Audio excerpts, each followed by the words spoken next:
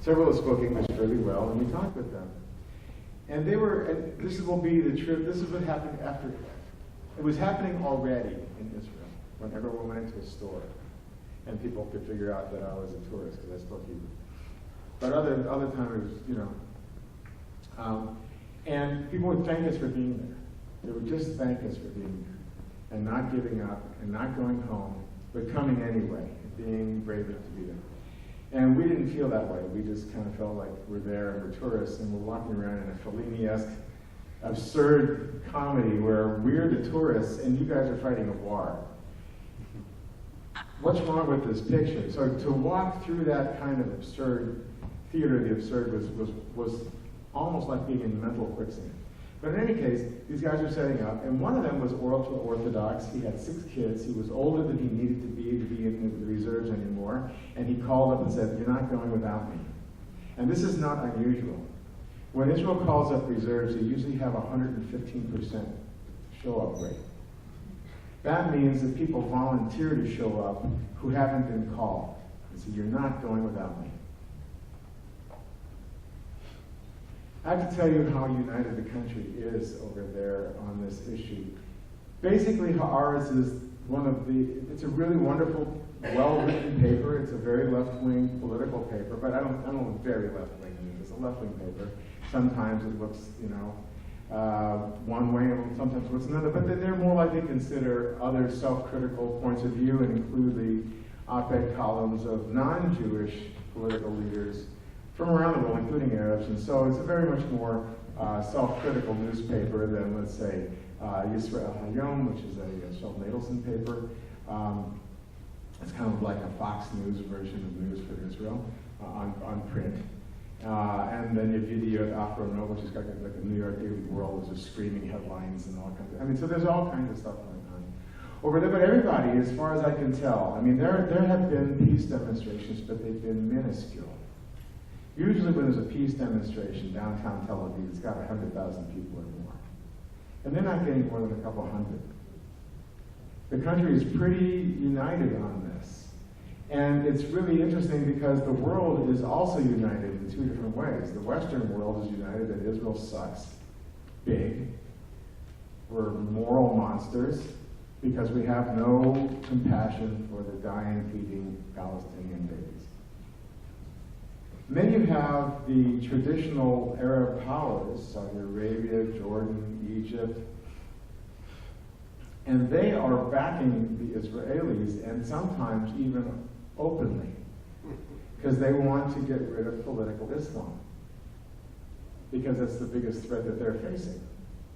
And so if Israel can really whoop ass on Hamas and make Hamas disappear, in conjunction with what Al-Sisi is doing to the Muslim Brotherhood in Egypt and trying to do to it in its offshoots and Al-Qaeda offshoots in Sinai. If they can get rid of that, then they'll say this is part of a world where there's more stability. Libya is going through this, ISIS is going through this. If you want to know what it's like to live as a minority religion in an Islamic theocracy, let me just tell you. We took this time. One of the things I wanted to do this time was I had the Kaplans coming back. I wanted to take a 202 trip, but we didn't have anybody but them, and they were good enough to do pretty much what we wanted to do. But I was able to do a lot of things different. I got a whole war to start just for them. And anyway, so no, we actually went up to the top of the Temple Mount. And it's a place I've gone a lot. I've been in the Dome of the Rock, inside the rock, more times than I can remember. Because I used to live there, and I would go up there, and I've written a book about it and stuff. And that, it's a very interesting place, but you can't go in and out if you're not Muslim. You can't go up there, just walk up. I used to just walk up there. It's like walking up the steps of Stanford. Just walk in. And live there, And I knew a lot of people. I would go to Arab places and this, that, the other, shopping and restaurants and other stuff. And I actually worked in the Arab shuk when I was in rabbinical school. I worked for a Christian Arab shmata merchant, clothing salesperson. Anyway, so So I've been to these places lots, but you can't go up there except up a covered gangway kind of thing, which has Israeli riot police sitting in there. And they're all just kind of sitting there looking at their iPhones, waiting for something, God forbid, to happen. But otherwise, you're just sitting there. But the idea of the covered gangway is because they throw rocks from the top, and they don't want you to get hit. The gangway is between the Orthodox Kotel, excuse me, between the Orthodox Kotel, which is the one that you may know unless you've been there this past year. This past year, they built just to the south of the right of the covered gangway, a mixed standing area for anybody who wants to do anything, pretty much. And it turned out that we did a brief this morning for Patricio and Ariana Kaplan's little daughter Talia, and Patricio's brother was actually in Israel. He couldn't go to his brother's son's, his nephew's bar mitzvah that was held at this particular new mixed kotel. Couldn't go because he had a baby. So anyway, but they were there at the same time we were there, and his mother told me all about it. So you go up this gangway, and then you go in, and they make sure that you're not carrying a prayer book, because you can't carry a prayer book unless you're a Muslim on the Temple Mount. Because the Muslim Waqf, which is the religious trust that runs it, says there will be nothing but Muslim prayer. So if anybody goes up there, the police have to remove them because it's unauthorized to give a non-Muslim prayer up there. Anyway, so we walked around, got to the other side of the Temple Mount. How many people have been up to the Temple Mount? I think it's quite a few. Okay. So we're on the far side where the Golden Gate is, and all of a sudden we hear near the front part, Allahu Akbar, Allahu Akbar, Allahu Akbar, Allah. And it sounded like they were protesting something. I didn't know who or where particularly. And we finally got to the part where you go up the steps to the platform where the Dome of the Rock is. And we were going to go up another way, but they were washing this ramp. We were going to go up there where we were, so we had to go around to the main steps in the back. And these women were yelling and screaming, Allahu Akbar, and something else in Arabic, which I was not, but it was angry Muslim chants. And my wife actually saw some boys throwing rocks at some other tourists. We found out later that they were arrested by those same Israeli riot police that sit there looking at their iPhones in the covered gangway. And we finally got to the other side after we hung out for a while and took pictures all around and stuff. And these women were now on the other side, and they're yelling at a group of Orthodox Jews, ultra-Orthodox Jews, and the reason I say that is because they were wearing very large kippot, and they're wearing their tzitziot out, and so they were just going through there, and they have the right to go through, like any other Israeli citizen and tourist, actually. But that was infuriating to these Muslim women, and they were screaming at them, and they were taking off their shoes and showing them the bottom of their shoes in that kind of Middle Eastern, just, we put you down with our shoes kind of way. And it was pretty scary for a lot of people on the tour. I'm pretty oblivious to things, so I wasn't very scared. I didn't think it was going to happen, but others were pretty scared. And then we went down. And that's an example of what you would be living in if you were a non-Muslim in an Islamic fundamentalist state, like ISIS has created, like Iran, where ISIS is taxing or killing or moving Christians out of cities. Iran has burned the lips of a Christian who ate during Ramadan. These are the kind of things that are going on. It's hard to say what's going on in Gaza because of two things. First of all, most of I would say the reporters who go, they don't speak Arabic, and so they don't really know what the people are actually saying all around them. They hear the attenders, the people who can handle them, and that's what they get. One of the Wall Street Journal op-eds said that in the last conflict with Gaza, and in this one, the Palestinian sources, and they are the health ministry, and anyway, a couple other sources, but they all combined to get their casualty figures of combatants versus civilians and stuff. They said it's an 82% civilian casualty rate it was last time, and it is this time. Now, if you know how hard it is to get any kind of accurate figures out of the water while it's going on, and a place has got electricity for a couple hours a day, let me tell you, it's very difficult. And so if you're getting your stuff from the same sources and it's got the same exact crazy figure twice, that is something to be suspect. If you say, okay, maybe 2/3, maybe 3/4, okay, I understand, a rough figure, when you say 82%, you don't get 82%. Now, maybe I'm just overreacting and saying, okay, it's one thing, okay, that's their figures, and it comes out to 82%, but twice?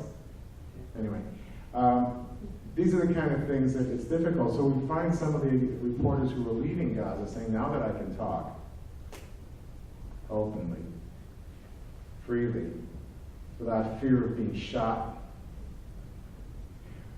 One of the people we talked to near the end of our trip, it was the morning at the end of the trip, was Khalid Abu Tuame, who is the Arab Affairs correspondent for the Jerusalem Post. He used to work as a flack for the PLO. And he says he's pro-Palestinian and pro-Israeli. He's Muslim. He lives in a mixed Jewish, Muslim, Arab, Muslim neighborhood, Arab, Jewish, Muslim, Christian neighborhood. And he says that the only place in the whole Middle East with a free press is Israel. So he works there. There's nobody else that will allow you to say what you want to do, say what you want to say. And there is editorial direction in Israeli papers. They're all political in one sort or another, but still, he says it's a free press. You can say what you want, pretty much. Otherwise, they would fire you, and you couldn't. But as long as your people are reading you, then they'll let you keep on going. And he said that's not the case in the Palestinian Authority. I'm talking about Ramallah, where the moderates are. And he said that's not the case, certainly in Gaza. You do not even have moderates. All you have is various shades of very angry. And so he was telling us why he thinks some of the peace processes were the worst things that ever happened. He says only after the peace processes did you get Palestinians with guns in the West Bank, an intifada starting up again with guns and bombs, now that you've brought the PLO back and given them weapons. And he said, I used to be able to drive anywhere I wanted to go. And now it's checkpoints everywhere. That was because of the peace process, because beforehand there were no checkpoints, not like that. And and you would go to the beach in Tel Aviv on the weekend, and you would find about half the people would be Arab from the West Bank and Gaza before the peace process, and before everybody got angrier and angrier, and then they gave control to certain areas to the Palestinian Authority, and then to do that, it became international boundaries, and you had checkpoints.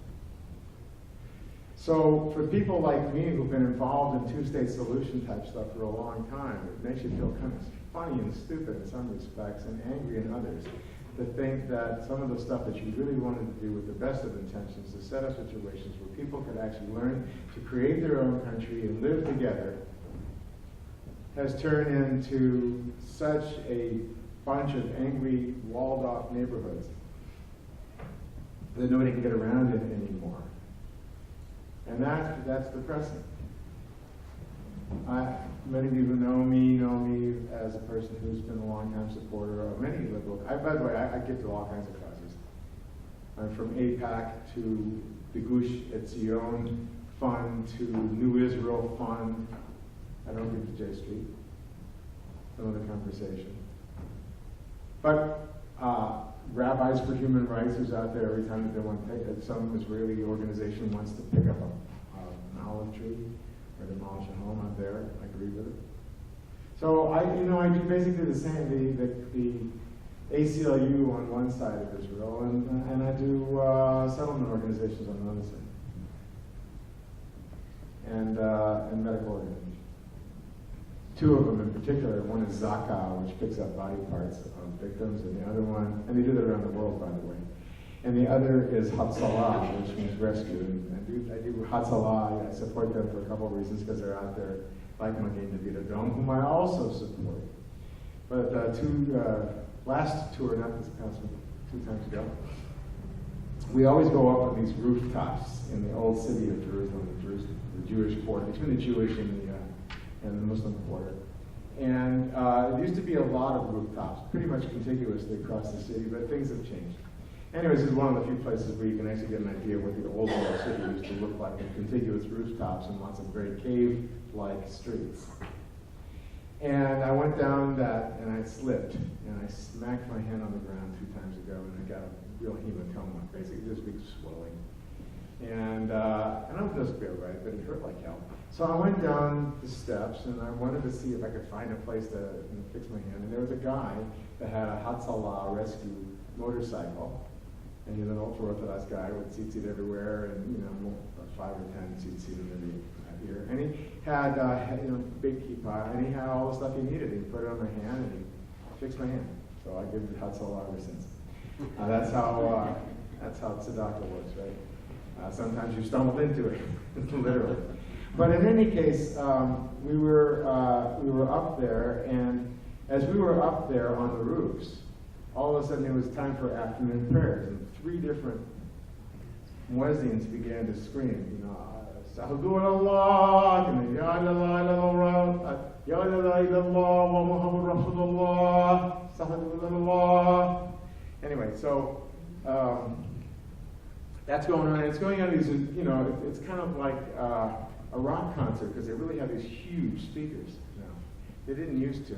But it was enough to wake my parents up. They were next to a minaret in the old city when I brought them to Israel in 1970. And they said, we woke up in the middle of the night, had no idea if the world was coming to an end. Anyway. So it's pretty loud if you're right next to it. And we talked with some Ahmadiyya Muslims. They're a different kind of Muslim that has a bigger internal filter. And they don't like to do things to people that will make them angry, because they figure if you make a person angry with your religious observance, then it's going to trafe all of your own religious observance, and it's going to spoil the way God looks at it. If God sees you making people angry with your religion, then why would God listen to you? Is their philosophy. I'm going, I like that. So anyway, they keep their muezzins very less noisy, because they know they're not going to mix everybody. But so all these are going off at the same time, and you have no idea how loud it is. I did take that and get most of that. So if I didn't, that's not still on my phone. I don't want to do that right now. But it's it's a matter of the kind of religious obnoxiousness that goes on in the world now. It doesn't matter what religion it is, pretty much either. There are Jewish versions of this. They're just obnoxiously Jewish. Or they're in your face all the time. And there's a lot of that going on in the various religious expressions in the land of Israel and in Palestine and in Jordan and whatever you want to call it, God. There's an awful lot of that. I want to just say a couple more things. And then I'll open for questions. But I still is something that I don't look at the face of a child or anybody that is looking like a normal human being without screaming epithets all the time, that I don't feel bad for them. I don't feel horrible for them. It's the worst thing. And proportionality in this thing is how necessary is this? How necessary are these civilian casualties, and how well can they be avoided to achieve the military aims that Israel rightly has? That's proportionality. And one of the things that we do as Jews is we say, are you sure you're hitting it right? I mean, can you actually aim that a little bit better? We're pretty good at that. And that goes on as well in Israel. It's not that nobody cares. It's just that since nobody else is listening to the fact that we need to really take care of ourselves, it's really hard to stick by the story of, yes, that's horrible tragedy, because that's all anybody else wants to talk about. They don't want to talk about how many rockets. There were 125 rockets today, and they come in volleys, and they don't go everywhere. But if you're there over and over and over and over and over again, got your 15 seconds to run to a shelter, and you take it personally. It's not like they're not shooting at you. They are shooting at you. They really wish the Iron Dome would miss so they could kill you, because that would really add to the effect of what they're trying to do. So just because they suck at it, And because Israel has a really good weapon that keeps us safe, doesn't mean that I feel bad about Israel using it. And I heard the most incredible thing, that there was actually the head of the UN Human Rights Agency, which is a joke. I'm not going to go into that too deeply, except for to give you an example of who's running this thing. She says, Israel is at fault for not giving Iron Dome to the Palestinians. We're already dropped leaflets on your head telling you we're coming. Okay. There are a lot of things Israel could do better. It could provide, it could come up with a better solution to the Bedouin issue, so they could actually have some better bomb shelters over there, more of them, but there are land use issues with the Bedouin communities, but other Arab communities have. In any case, there are things that could be done better. And as we are ethical monotheists who believe in tzedakah and tikkun olam, I don't think I can put it any more strongly. We're ethical monotheists who believe in tzedakah and tikkun olam. Tzedakah is doing the right thing because it's the right thing to do. Tikkun olam is trying to make the world a better place than it was when I walked into it. And we're ethical monotheists. We believe in tzedakah and tikkun olam. And so when we see all this crap happening and people getting hit accidentally, we feel horrible about it because that just doesn't go with our values. And we don't want to lose our values. We like our values very much, thank you very much. And there's all these articles going on in other papers in Israel about the dilemmas imposed by this particular kind of fighting. I'm not going to go into deep detail. If you ask me, I'll say some things. But one of the things is they changed the rules of engagement on every different exercise that go on, every operation that go on, every war, because the world changes. Rules of engagement, when can you fire back and in what way? And so the rules of engagement have changed so much in this particular war, where they very seldom, where our soldiers actually, notice that I say our a lot. I'm not an Israeli citizen. But I play one on TV. Now, I actually tried to become an Israeli citizen. Not that I didn't get that far. I wanted to take a job as a rabbi in Israel. 1999, yes, while I was here, my wife and I took a trip through Israel. I applied for 6 different jobs and got them. I couldn't live on the salary.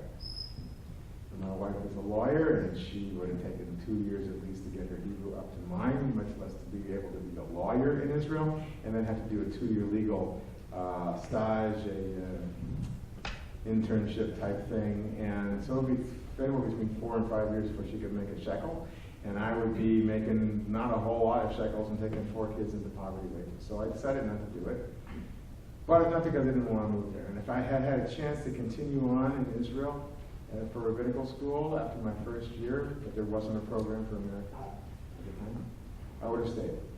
I was not a Zionist when I went to Israel the first time. I was a bi-national statist. St. Louis is one of the hotbeds of that kind of stuff, at least it used to be. And so I was not a Zionist until I went to Israel, and all of a sudden, boom. Israel is the experiment in Jewish sovereignty. If Jews ran more than congregations and organizations and fundraising groups, then what would we look like? If the majority of every city, most every city, were Jewish, and then how would the garbage collection change? What do you do on Shabbat? Festivals, Yom Kippur. How do you have emergency services on holy days? What do you do if you're attacked? By what and whom and when? Israel is an experiment in Jewish sovereignty, and I was never so impressed with anything that the level of Jewishness that I had in my body at that point, which was a little bit, but not a whole lot, because we didn't do anything at home. I was active in youth group. I was a singer, song leader, service leader. But I didn't know that much until I went there, and I was like, all of a sudden, oh my goodness, and this was 3 years after the 6-Day War, when I saw a miracle happen. And so, yes, the world changed radically for me when I went to Israel. And it has changed also for people who've gone along with me to Israel. Because once you've seen Israelis in situ, the way they look in natural situations, it's a different thing altogether. Because you begin to care in a way you don't, and you begin to trust in a way you don't. That is, people in the rest of the world think we're a bunch of monsters. bloodthirsty monsters. And that's what makes it kind of hard.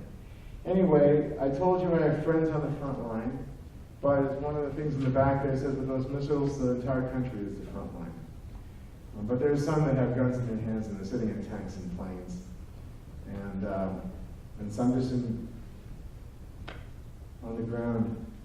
The last group I'll tell you about is after we saw these reservists on the border, we went to visit a group of young soldiers, 18, 19, 20, from the Golani Brigade. Golani is very elite infantry. You know, it's got like a 101st Airborne. It's got a history that goes way back. They've got a lot of morale, esprit de corps.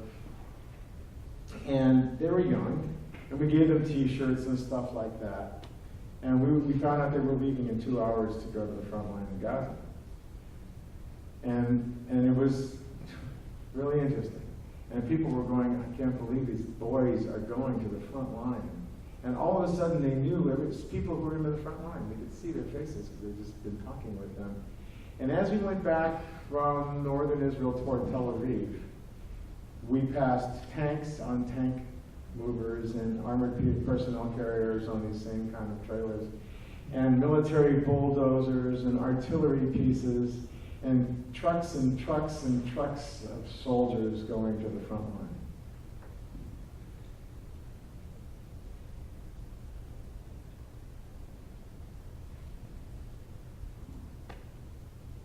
So we take it personally. Questions? When you were there, was the tunnels an issue, or was that, can you talk about When we were there, tunnels? were the tunnels an issue? And the answer is yes. The first tunnel was discovered, I think, the day before the ground invasion began, or 2 days before they came out. And, well, that was a tunnel. That was a seaborne commando raid.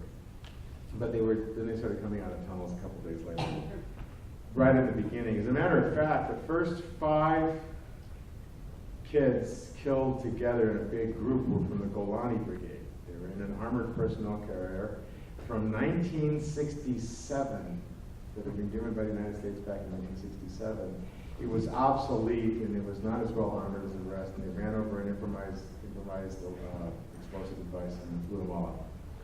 And because they were from the Golani Brigade, we'd just been meeting with kids from the Golani Brigade. I looked at them, and I didn't remember any of their names, but I looked at their faces, and they didn't look at the kids I knew. But I knew that it didn't make much difference, because it was 5 kids from the Golani Brigade, and whether I had met them or I hadn't, there were still 5 kids from the Golani Brigade, and they were dead.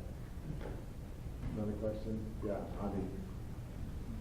Did you hear the verb Dresden?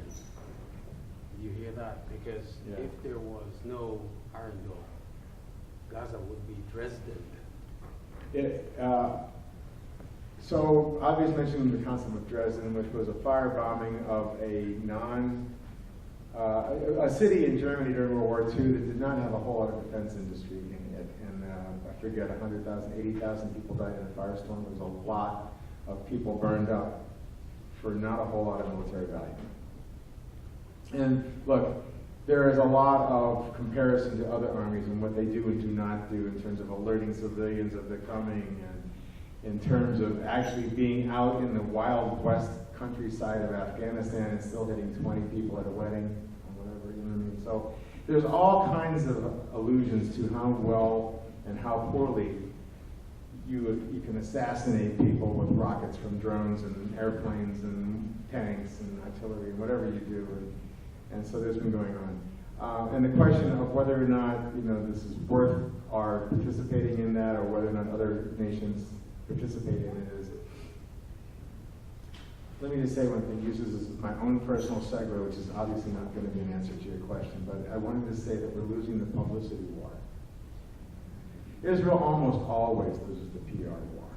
I was a Hillel director on Stanford campus for 21 years, and all I got to tell you is every time we got any kind of a Hasbara, which is dolled up word for propaganda, directive from either the Israel consulate or AIPAC or whatever organization, the Federation, the Jewish Community Relations Council, whenever there were talking points, they were so good to convince people who were already convinced, who've been listening to you forever. And they had nothing to say to anybody who was even remotely disconnected from the center of the Jewish community. And so we find ourselves talking pretty much to ourselves. And there are two reasons for that. When I was on the plane, my wife and I were on the plane in Newark, about to fly back to San Francisco. We had flown from Tel Aviv, Newark. And our daughter, who had been in Israel at the wedding, and she called us. We texted her, said we were back in Newark, and she said, yeah, and she called us. And in the conversation, as we're sitting on the tarmac waiting to take off, she says, you know, and the news is so bad here. I can't stand it. And nobody who I work with knows anything about it. And they don't know where Israel is. They have no idea what it's been through. They have no idea what it's facing. And the news doesn't know either. And they always start with, and Israel shot at today. And Palestinian exes died bloodily with their parents screaming, going, oh, every damn day. And then they finally get around to the point where, oh yeah, maybe the Palestinians had shot, Hamas had shot, that this had happened, that there had been something like that. And I can't take it anymore, so I'm going, oh, thank you for the warning. And it's true. I mean, and this morning I was really angry. I saw a question in the hand go up. Go ahead. Yeah. I just moved here from Los Angeles. This is my first time here, and I really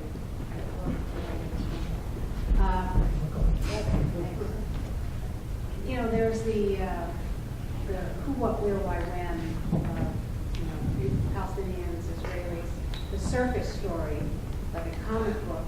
But there's what's deeply troubling to me at an unspoken or unformed level is that, and I was a journalist in Lebanon when Bashir Gemayel was assassinated, and I saw all the bombs from the PLO going from Tunisia to southern Lebanon.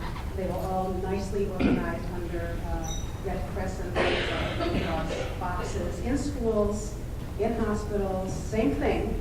It's not new. What's deeply troubling to me, though, is the sotto voce underneath story that the Syrian children don't seem to make the news, or the Nigerian children had their 15 minutes, but they go away too, and the horrors of Congo or whatever.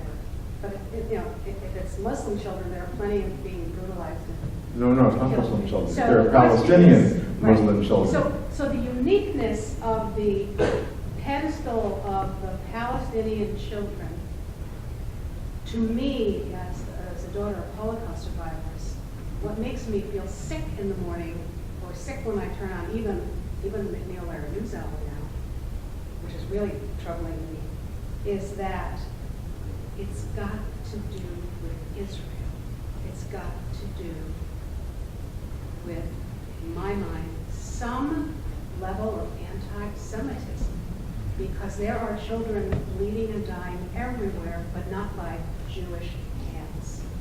And so there's this tumult in me that's very sickening inside about why is this one the one on the pedestal? And So let me answer your question in three ways. The first one is to say that the Palestinian refugees are being treated differently than any other group of refugees in the world. There's an organization specifically dedicated to them from the UN, which has a budget which is twice the size of all the refugee agencies in the rest of the world. Refugees not restricted to the people who actually left Israel in 1948, but everybody that's possibly related to them. It's kind of like when an Indian tribe decides to make a casino, one of the first things they have to do is figure out who they don't want to be in the tribe anymore, because they want to keep the profits to themselves. Well, it's the other way around here. The more relatives they get, the more money they get. So that's number one. It's a huge problem and grown, and Palestinians and the Arab nations where they harbored them, but did not allow them to integrate into their societies, helped keep this as a festering sore that the world could focus on whatever it wanted to. And there are other reasons, because there are a lot of Christians in America, and there are a lot of Christians in Europe, and there are a lot of ex-Christians or pseudo-Christians and all kinds of other things, any Christianly affected, whatever. But there are people who understand the Bible, and they understand the reason of that place of the world being very important. And so, from the West and the Christian side, you have the microscope of Christianity, and it's concerned with that particular land and its inhabitants. And from the rest of the developing and Asian world, you have the problem of Asians being, poorer, undeveloped Asians being trampled by Western society and colonialism. So you get that from both things. And now I'm going to give you my theological point of view. Because I don't think this is an accident. I don't go around doing this in large groups of non-Jews just because I don't think it's not the kind of thing you make policy on. But I do believe, especially when we're looking at the fast days of the destruction of the temple during this time, that the message that we get is that God's eye is on us. And if we mess up royally and lack compassion for the stranger and do all the things that are mentioned in the Torah, I mean, some of them are actually gruesome, and it's good that we don't do them, but when all the things of actually caring for the stranger and being righteous and ethical monotheists and doing tzedakah and tikkun olam really build up, it's because God is looking at us, and that's why I became a rabbi. Because I actually believe that stuff. Can you believe that? But I do. And so one of the reasons I think the world looks at us is because God is looking at us, and it's God's way of being serious about, okay, now I told you I want you to be ethical monotheists. What part of ethical did you not get? And so I think that's important. That doesn't mean that somebody tries to kill my friend or my family, that I'm not going to take action to keep that from happening. I'm not going to say, okay, God, I deserve it, and I'm going to die grateful. I'm not going to do that. That's not what I believe in at all, in any way, shape, or form. But I do believe that the hand of fate, or whatever you want to call it, is on us. And that's why I think that we're looked at even more seriously than most people else in the world. Yeah, Amir. Very interesting. People don't like Jews. Okay? They haven't liked Jews for a long, long time. There's a lot of books written about why there's so much anti-Semitism or why anti-Semitism exists. But when you look at it, there hasn't really been a people that's been as hated as we have been. There's some groups that nobody really seems to mind at all. If you look at Eskimos, nobody minds Eskimos. But Eskimos really haven't done anything. I think Eskimos don't live in the middle of the world. Well, And some of the things I was that we being, did. being facetious. But the point of it is this. Why don't people like Jews? And so I've been thinking about it, and on the travels, I brought a Torah with me, and I've been reading in and out, and specifically Jacob's deal of being renamed Israel, which is to wrestle with God. The human condition is a conflict. Always has been. Before Jews, after Jews. To be human is to be conflicted. We take that to a higher level. We actually celebrate confliction, if you will. And people can't stand that because they're conflicted too. Nobody likes to be conflicted. If we didn't exist, everybody would have something to believe in, and they wouldn't be conflicted. We're like a thorn, and no matter, and it seems like the harder we try to be ethical, the more we're despised. And the reason we try so hard is because we are conflicted, and we are trying to do what's right. But the harder we try, and the better we get at it, the more we're despised. Because the better we get at being ethical. Make a secret of our own internal discussion. We are very well connected to many media outlets and many entertainment outlets, and some of us are notorious, and some of us are well respected, but a lot of us are prominent, and we talk as if people actually are rational most of the time. And one of the things that I always grew up believing as a post-World War II science and technology baby boom baby, who lived through the free speech movement, the civil rights movement, the 6-Day War, I thought that the world of progress was unfolding I thought the Aquarian age was going to embrace me and my hair would grow long and straight, but it never grew straight. It didn't get that long. But I don't think that's what happened. And so there is at this particular time the irony that the first time in human history when knowledge is so widely available to anybody, it's not believed. And rumor and fear-mongering and political lies are believed. And it is scary. And since there's been so much written by Jews and others who hate us, by the way, I never say anti-Semite. You'll never hear me say that word. You just said. Except to tell you I don't use it. Because I use Jewphobe and Jewphobia. It's a phobia of Jews. It's a hatred of Jews. It has nothing to do with anti-Semitism, which was the name of a German anti-Jewish, Jew-hating, Jew-phobic political party. And if you're an Arab anti-Semite, you're a self-hating Arab because Arabs are Semites. And so I don't use that ever, because it's just a buscatory, uber erudite. And it means nothing to nobody except don't like Jews. And if you don't like Jews, you might say, you don't like Jews, do you? Instead of saying, well, I am an anti-Semite. That sounds like corporate hell. I don't really want to give people an erudite way to mask their racism. We are, we're just looking for our rights and we're looking for equality. And I find it easy myself and to talk to other people to defend Israel with one exception. And the exception is, from what I hear of the settlements that seem to be consistently pushing into, and as I said, the sources I read, what has been Arab living areas. Whether it's paid back politically or if it's really happening or not, it just seems this whole issue does not allow Israel to hold the moral ground and the ethnic attack. And if you use the word settlements, that's the first acquiescence. And if you use the word settlements, that's the first acquiescence to making it sound illegitimate for Jews to live in Tel Aviv. Let me say that the word I like to use is Jewish communities. And I'm not trying to be silly and sneaky political. They are Jewish communities. Some are large, some are small. It depends on whom you ask, which Arab authority and their view of what particular Jewish communities they are talking about. If you talk to Hamas, Hamas is in its charter talking about getting rid of every single Jewish resident of the land of Palestine. Every single one. And killing most of them.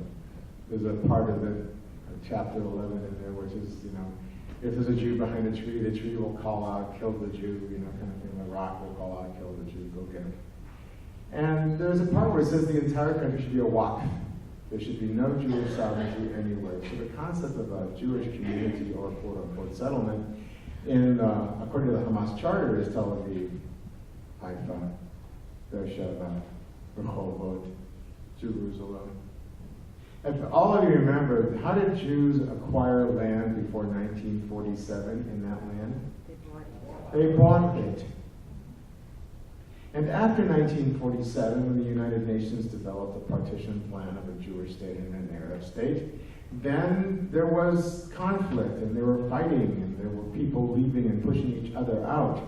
But the Israelis, well, the Yishuv at that point, the settlement in the land of Israel, chose to take whatever the UN was giving. You can't have Jerusalem, it's an international city, okay. You can't have this part, okay. You can't have the first part of Palestine, which we gave to a bunch of Bedouins, because, it's all right, huh? And then, so that's okay. I mean, that really wasn't very heavily Jewishly settled. Not a whole lot of Jews over there. But okay, you don't want to give us that, that's fine. We'll take whatever you give us, and we will recognize the Palestinian state and all the rest of it. And that's what the Jewish state looked like in 1947. And that's what Hamas is against. And when Arabs on all sides in Palestinian issues were talking about settlements, before 1967, they were talking about the same stuff. Only after 1967, when all these parts of Judea, Samaria, and Gaza fell into the hands of the Israelis as well as Sinai. Did they start talking about a new set of settlements because there was a new set of politics on the ground? There were armies in place, new places. So number one, settlements is, you have to figure out what people are talking about. Number two, I absolutely agree with you on certain aspects. That is, when you talk about Jewish communities living in the land of Palestine, let's just talk about that. Let's just say that there is a place called Palestine. They are a bone of contention for a couple of reasons. First of all, because the Israelis are the dominant power and can do what they want. I mean, we have a Supreme Court that sometimes says no. There were a whole bunch of illegal outposts of Jewish communities that were set up in the last couple months, and they were removed this past week. One of them was a place called Gaon, which means Kerem Gaon. I forget. Anyway, something before that. No, Gaon. Anyway, it was named after the three boys that were kidnapped. So it's Gilad, Eyal, Ve, and Naphtali. And that was removed. I didn't have permission to set it out. There would have been a fitting, in some respects, name for a neighborhood of a Jewish community. The question is, set it up legally. And there is all kinds of issue of who moves where, when, and did what, for what kind. That a lot of the Arab population increased along with the Jewish population from sources outside the land. So it was equal. There weren't a whole lot. It was not a highly settled place. But be that as it may, all I'm trying to say is that I don't think, and before this time I was not really a fan of Netanyahu. I'm not a Likudnik. I'm not on that side of the Israeli political spectrum. I'm more of the Shinui and Kadima and stuff like that, more centrist, with social agendas. That's put my cards on the table. But I grew up a labor Zionist because that's what you did in my neighborhood. If you were any kind of Zionist at all, you were a labor Zionist because all my uncles and aunts were laborers and they were not going to take the side of the capitalists, for God's sake, you know. But anyway, they weren't communists either. I mean, they'd seem to lie they were Democrats. But anyway, so, there's a lot of stuff that's going around that way, but I don't think that the current governments, going back for a while, have been able to really wrap their head around things that they've been saying about creating a two-state solution. But I'm not sure that even if Netanyahu believed in it, and I'm not sure that he does. On some level, I think he does, because demographically it's the only option to keep a Jewish majority democratic state in that area. But what he would have to give up, and who would have to make a coalition with to do it, and how long. And the thing is, there are two sets of major provocations. There's the one which is the Jewish community growth in the land of Palestine. I'm phrasing it that way just to get used to it. Okay, then what do you do if the Jewish community grows and the land is not owned by any other individual or community in that area? So there's state land. There was Jordania next to state land, and before that was commons land. And yeah, some of these places were certainly commons that were used by the farmers and the grazers in those areas, and so, but they weren't owned. So a lot of this stuff is in places like that, but there are places that people have been pushed out of too, I know. And not only that, but Israel doesn't let a lot of population growth happen in Arab towns, even in Israel. It's hard to make the cities go there too. And I know there's a whole lot of stuff that's going on, and I would change if I were the Prime Minister of Israel and everybody agreed with me in the Knesset, which they wouldn't possibly do that because that's forbidden by Jewish law. But if I did, that's how I would go about doing it. And that's not happening. And so you can say, yes, those kinds of Jewish community enlargements are even happening at all where you have very difficult situations for Arab community enlargements to happen. Arab communities in Israel do not have funding municipal funding at the same level that Jewish communities do. And this is all kinds of stuff, and that's why I support Rabbis for Human Rights, because I think they want to do that, and that's why I support New Israel Fund, because they want to do that in projects in democracy. And now, the other thing about settlements. Why is it fair that Israel should be a majority Jewish country instead of an entirely Jewish country when Palestine would have to be Judenrein? Why can't a single Jew live somewhere in what Palestine wants to be? Why is that in any kind of way less racist than any other racist apartheid state you've ever heard of? And I don't know. I think there are certain parts that, you know, look, they stole that land, they went on there, they really had no authority, they didn't get pushed off, and okay, we'll give it back. Israel has already said it will give back most of the West Bank in a variety of different plans. It would keep 3 blocks of settlements. Maybe there's more. But why can't other settlements stay there? Everybody get compensation. Jews live in the land of Palestine. Palestinian Arabs live in the land of Israel. Why can't that happen? That's what peace really looks like.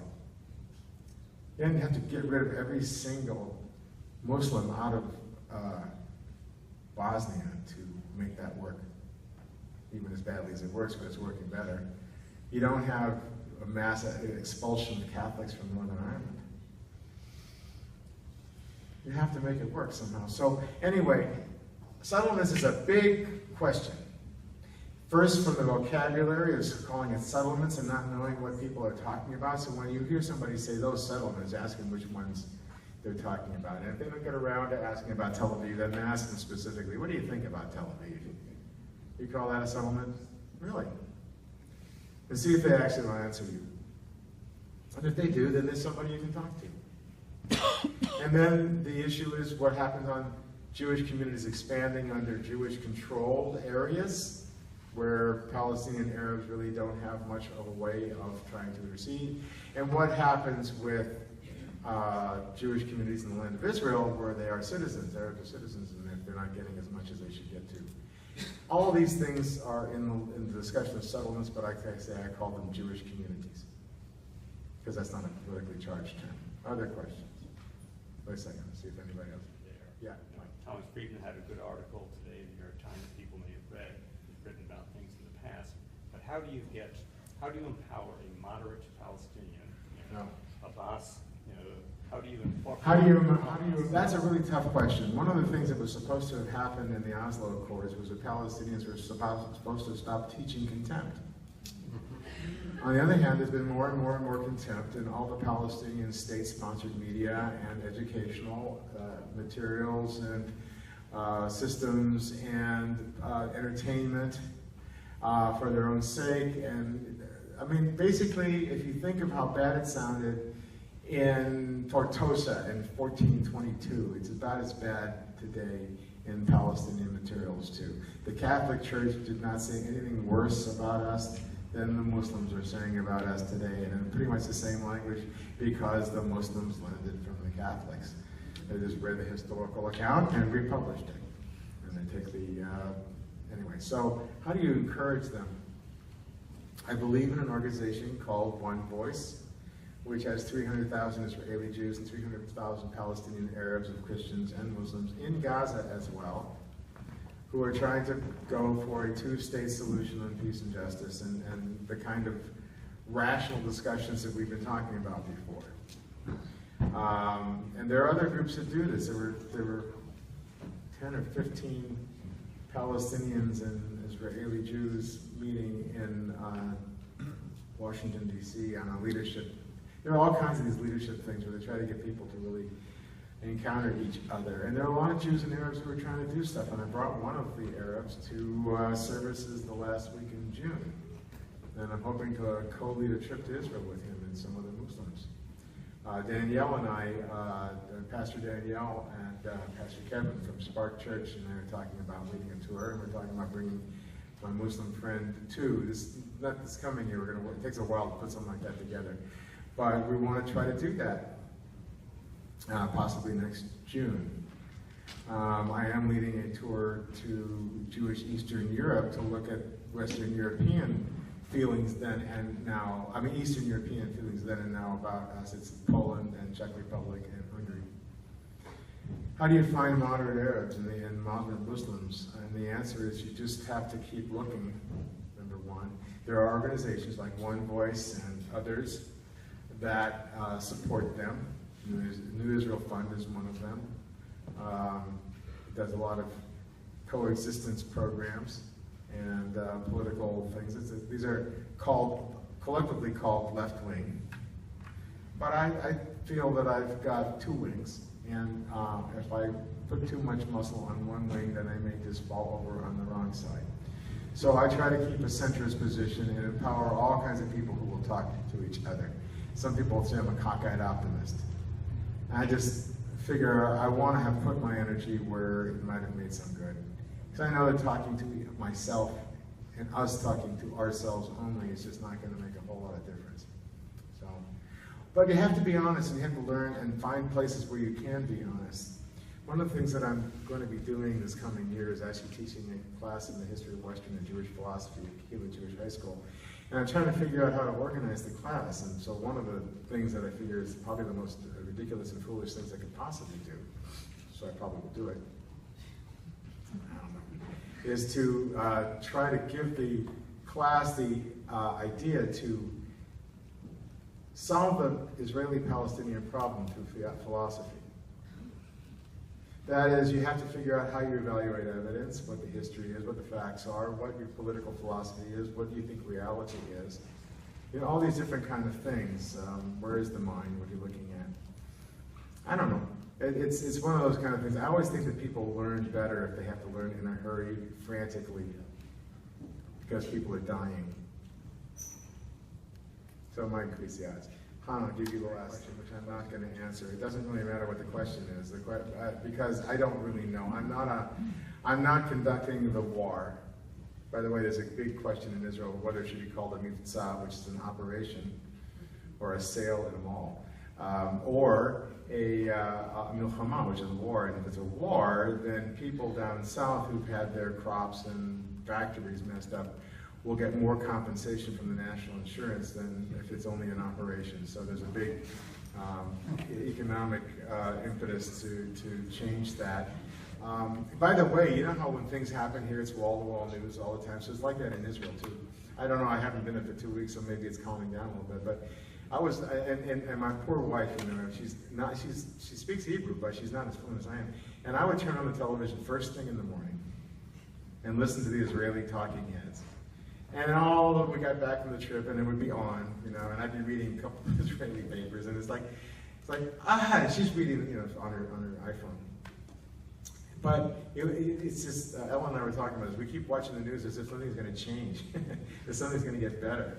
And I don't know if it will. But in any case, I was watching all this stuff, and watching all this stuff, you see people trying to argue what's going to happen, what are the implications of this politically, militarily, et cetera, et cetera, et cetera, and I really don't know.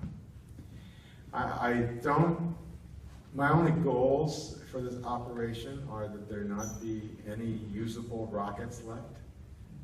Whether or not you have to go in and shoot everybody that's sitting next to a rocket, I hope not, because that would be horribly costly in Israeli young lives. And yes, I care about Gazans. But today I'm more concerned about that. And I am concerned about the Gazans because the more of them we have to kill, the worse it looks for Jews, and the worse it'll be for Jews, and the worse the propaganda will be for Jews, so that we can win the war and not win all the battles, because it'll morph. I don't know what they're going to do. And the second thing is I don't want there to be any tunnels left. I have no idea whether there are. There's a big argument now going on in Israel. How much about the tunnels did the military know about before the war started, and how much were they caught flat-footed, and we don't know. Yet there'll be a commission, because there are always commissions after every military operation in Israel. And just don't pay attention to any of them in the United Nations, because they won't mean anything at all. Well, listen, thank you all for coming. This is on video. Let people know we're going to be putting it on, and I want to end with a prayer. We're going to spread it out for the Israel Defense Forces and the wounded soldiers and everybody who's caught up in this place. While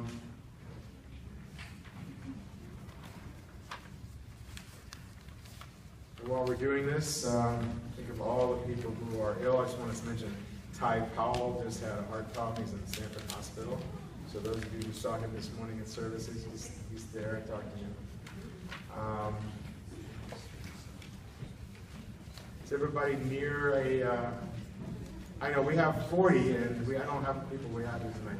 If you can all stand in groups of 4 or something like that, let's just turn to the last page, and if you wanted to say amen and listen, that's okay too.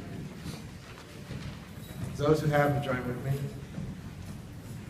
May the one who blessed our fighting ancestors, Yehoshua, Joshua, David, Yehuda, Judah, Devorah, Deborah, Yael, and Yehudit, Judith, bless the soldiers of the Israel Defense Forces fighting in Yitzhak Tzuk Eitan, Operation Protective Edge, and all the protectors and defenders of our people who are standing guard, protecting the borders of our land and the peace of our towns and cities, and all the soldiers that have been wounded in battle while carrying out their missions.